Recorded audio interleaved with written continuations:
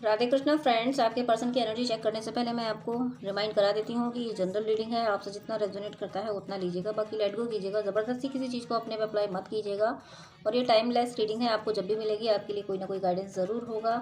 General specific नहीं है, male female कोई भी देख सकते हैं। आपके इश्यूज़ अगर जनरल रीडिंग से सॉल्व नहीं हो रहे हैं, आपको गाइडेंस नहीं मिल रहा है, तो फिर आपको पर्सनल रीडिंग लेनी चाहिए। आप जिस भी मेंटर पे फेथ करते हैं, विश्वास करते हैं, ट्रस्ट करते हैं, उनसे ले सकते हैं। मुझसे लेना चाहें तो स्क्रीन पे दिए हुए व्हाट्सअप नंबर पे कांटेक्ट कर सकते हैं। पर्सनल रीडिंग चार्जेबल होती है। आप अपने हॉरोस्कोप एनालिसिस कराना चाहें तो आप स्क्रीन पे दिए हुए व्हाट्सअप नंबर पे कांटेक्ट कर सकते हैं। आपके जो भी इश्यूज़ होते हैं उनको मैं कोई टोने टोटके नहीं बताती, कोई एक्सपेंसिव रेमेडीज़ नहीं बताती हूँ। मैं सिर्फ आपकी पूजा पद्धति में किस तरीके से चलना है, क्या करना है, वो सॉल्यूशन दे देती हूँ, जिससे प्रॉब्लम सॉल्व हो जाती हैं। और अगर आपको किसी खास तरीके के ड्रीम आते हैं और आपको लगता है ये कोई मैसेज है और आप डिकोड नहीं कर पा रहे हैं, तो उसके लिए भी आप इसी व्हाट्सअप नंबर पर कांटेक्ट कर सकते हैं। ड्रीम डिकोडिंग के लिए ये तीनों ही फैसिलिटीज़ चार्जेबल हैं। अगर आपको नीड हो तो और ट्रस्ट हो तो आप स्क्रीन पे दिए हुए व्हाट्सअप नंबर पे कांटेक्ट कर सकते हैं। अब मैं आपके पर्सन के लिए कार्ड ले रही हूँ। वीडियो में टाइम वेस्ट ना हो इसलिए मैंने तीनों डेक शफल कर लिए थे। अब मैं आपके पर्सन के first card 10 of cups, positive energy. Next card है 6 ऑफ स्वॉर्ड्स। सॉरी, मुझे थोड़ा कोल्ड है तो मुझे कॉगिंग हो रही है, प्लीज़ बेयर कर लीजिएगा। Page of cups and 4 of cups and wow 4 cups आ गए। 5 कार्ड्स में से 4 कप्स आ गए हैं। King of cups. Universe please मुझे 6 ऑफ स्वॉर्ड्स का क्लैरिफिकेशन दे दीजिए, प्लीज़ 6 ऑफ स्वॉर्ड्स का क्लैरिफिकेशन दीजिए। 6 ऑफ स्वॉर्ड्स का clarification. The world, bottom of the deck. Page of pentacles, oh my god, second bottom of the deck. King of cups, बहुत emotional हो रहे हैं। Ace of wands, the fool, the star, chariot, the next है wheel of fortune. सारे card divine ने sequence से लगा दिए, सभी पॉजिटिव कार्ड सीक्वेंस से लगा दिए। मैं अभी दिखाऊंगी आपको। चलिए अभी मैं आपके जो कार्ड आए हैं पर्सन के वो एक्सप्लेन कर रही हूँ। 10 ऑफ कप्स था, क्लैरिफिकेशन द वर्ल्ड से था। नेक्स्ट कार्ड था आपके पर्सन का page of cups, 4 of cups and night of cups. देखिए 10 ऑफ कप्स, कहीं ना कहीं वो आपको अपनी फैमिली मानते थे। फैमिली का मीनिंग है कि आपके साथ उन्होंने फैमिली अमेजन की थी, किड्स अमेजन किए थे। और हो सकता है आप में से कोई वर हों जो आपस में मैरिड भी हो सकते हैं। आप में से कोई वर हों जो अपने हस्बैंड या वाइफ के लिए भी हो सकता है ये रीडिंग देख रहे हों, या फिर आपके पर्सन किसी और से मैरिड हो गए हों, ऐसा भी हो सकता है। किसी तरीके की सिचुएशन होगी वो आप अच्छे से समझ सकते हैं, किससे क्या रेजोनेट कर रहा है वो आप समझ सकते हैं। तो जो भी सिचुएशंस थी आपकी काफ़ी टॉक्सिक हो गई थी आपके, चाहे आप आपस में ही मैरिड थे, आप अपने हस्बैंड या वाइफ के लिए देख रहे हैं, या फिर आपके पर्सन किसी और से मैरिड हो चुके हैं थे। जो भी हो, कुछ भी हो, अगर आपका रिश्ता ख़राब था तो वो रिश्ता संभल जाएगा, जो टॉक्सिसिटी थी वो ख़त्म हो जाएगी। और अगर आपके पर्सन किसी और से मैरिड हो गए थे तो वो कार्मिक चला जाएगा और आपसे आपके पर्सन का रिश्ता कंप्लीट होगा। ये होगा, आपसे आपका पर्सन का रिश्ता कंप्लीट होगा। आप एक हैप्पी मैरिड लाइफ आप जियोगे अपने पर्सन के साथ, जिसके बारे में अभी सोच रहे हो आप, जिसके बारे में आपके मन में खाया, जो पर्सन अभी आपके दिलो दिमाग में है, उसके साथ आप हैप्पी मैरिड लाइफ जियोगे। जो भी इश्यूज़ हैं, चाहे आप हस्बैंड वाइफ हो, चाहे थर्ड पार्टी बीच में हो, तो वो जाएगी। ओवरऑल आप जिसके बारे में सोच रहे हो उसके साथ आपकी हैप्पी मैरिड लाइफ आने वाली है।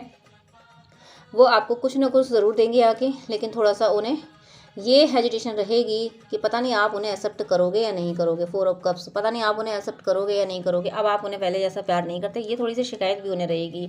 थोड़े से इस बात से वो निराश भी होंगे, परेशान भी होंगे। वो थोड़ा सा अलग बैठना चाहेंगे, एकांत में रहना चाहेंगे कि अपने आप में मनन चिंतन करेंगे कि क्या जो वो आपको ऑफ़र करेंगे आके, जो भी कमिटमेंट देंगे आके, तो वो ये सोचेंगे क्या इतना सफिशिएंट है, क्या आप इतने से मान जाओगे, ये बातें बोलेंगे। और उन्हें फिर ये लगेगा कि नहीं, इतना सफिशिएंट नहीं, आपने उन्हें बहुत लव दिया, बहुत अनकंडीशनल लव दिया, तो उन्हें लगेगा नहीं इतना पर्याप्त नहीं है, मुझे मुझे कुछ बड़ा देना चाहिए, मुझे कुछ बड़ा करना चाहिए अपने पर्सन के लिए।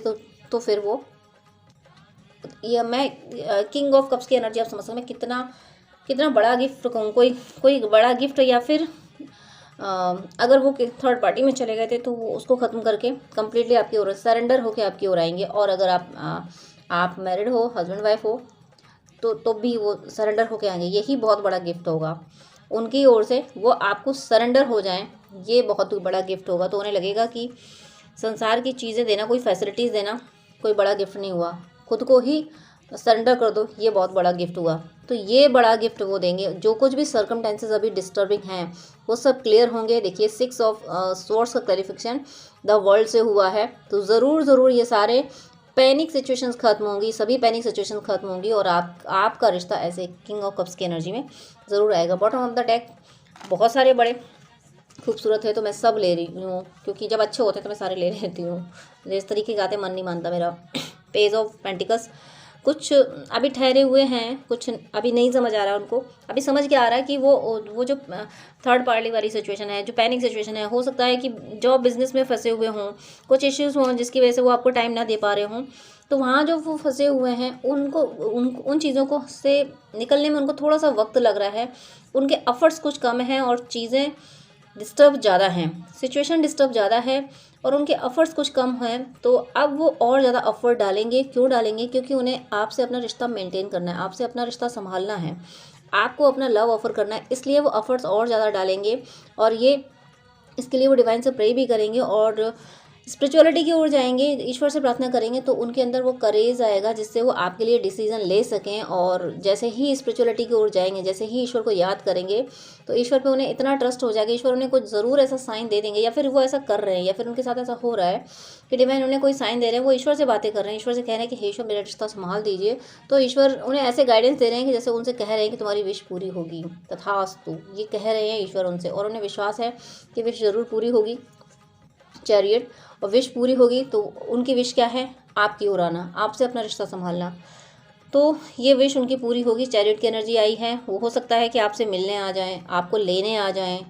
अगर आप हस्बैंड वाइफ हो और सेपरेशन में चल रहे हो तो वो आप अलग अलग रह रहे हो तो वो आपको लेने आ सकते हैं। और अगर अभी आपकी मैरिज नहीं हुई है, थर्ड पार्टी आ गई है, तो उसको हटा देंगे वो अपनी ज़िंदगी से, वो आपकी ओर आएंगे। कोई चेंज ज़रूर आएगा, कोई कोई ज़बरदस्त चेंज आएगा। वो वैसा चेंज ले आएंगे जिससे आपका रिश्ता संभल सके, आपसे उनका रिश्ता संभल सके, और वो आपकी बहुत केयर करेंगे, आपको बहुत प्यार देंगे। आपकी केयर, आपकी परवाह उन्हें है, उन्हें आपकी परवाह है, इसीलिए वो आपकी ओर आ रहे हैं, इसीलिए वो इतने सब एफर्ट्स डाल रहे हैं। और जैसे ही उन्हें ये रियलाइज़ होगा कि मेरे एफर्ट्स कुछ कम है, मुझे ऐसा लगता है उन्हें ये रियलाइज़ है, इसलिए उनके एफर्ट्स बढ़ेंगे। और बढ़ते ही देखिए कितनी प्यारी एनर्जी है, सारे कार्ड्स इतने खूबसूरत हैं। बहुत यहाँ इमोशनल कोई रोमांटिक फीलिंग है उनकी, बहुत रोमांस मतलब एक करना चाहते हैं। कैंडल नाइट डिनर मान लो, कहीं डेट पे ले जाना, या हस्बैंड वाइफ हो तो कहीं घूमने जाना। ओवरऑल वो इस एनर्जी में आने वाले हैं कि आपके बिना जी पाना उन्हें एहसास हो जाएगा कि बहुत मुश्किल है। अब मैं मूनोलॉजी से भी चेक कर लेती हूँ कि क्या एनर्जी है। मूनोलॉजी से आई है होल्ड योर विज़न। उन्होंने आपके साथ जो सपने देखे थे वो संजो के रखे हैं, अभी उन सपनों को छोड़ा नहीं है।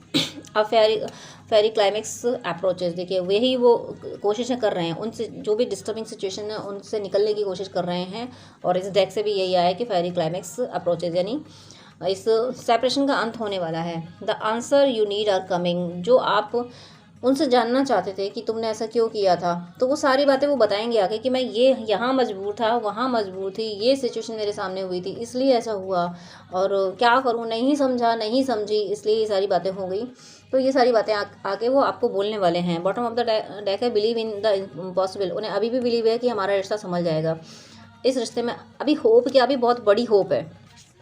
वो उन्होंने नहीं माना कि हमारा रिश्ता ख़त्म हुआ, उन्हें ये एहसास है कि आप उन्हीं को पसंद करते हो और आप मूव ऑन नहीं कर सकते। इसीलिए उन्हें पूरा ट्रस्ट है कि वो जब आएंगे तब आप उन्हें अपनाओगे, और वो आएंगे ज़रूर। वो नहीं आ पा रहे हैं, क्यों? क्योंकि उनके सामने प्रॉब्लम्स हैं, सिचुएशंस ऐसी हैं कि जिनको हैंडल करना पड़ रहा है, बहुत एफर्ट डालने की ज़रूरत है। तो वो एफर्ट डाल के आएंगे ज़रूर। उन्हें ये विश्वास है कि मिरेकल्स होते हैं लाइफ में, तो मेरी लाइफ में भी मिरेकल्स होगा, मैं इन सिचुएशन से निकल जाऊंगी और अपने पर्सन से अपना रिश्ता फिर से संभाल लूँगी। नेक्स्ट और देखती हूँ उनके क्या थॉट्स हैं। उनके थॉट्स हैं, शेयर योर वुंटीज़, अपने दिल की हर बात आपसे कहना चाहते हैं, हर दर्द कि तुम्हारे बिना क्या गुजरी है ये सब बताना चाहते हैं। पेशेंस बना के रखा हुआ है उन्होंने, क्योंकि सिचुएशन डिस्टर्बिंग आ रही है ना, तो जो डिस्टर्बिंग सिचुएशन है उनको हैंडल करने के लिए उन्हें पेशेंस बना के रखना पड़ेगा।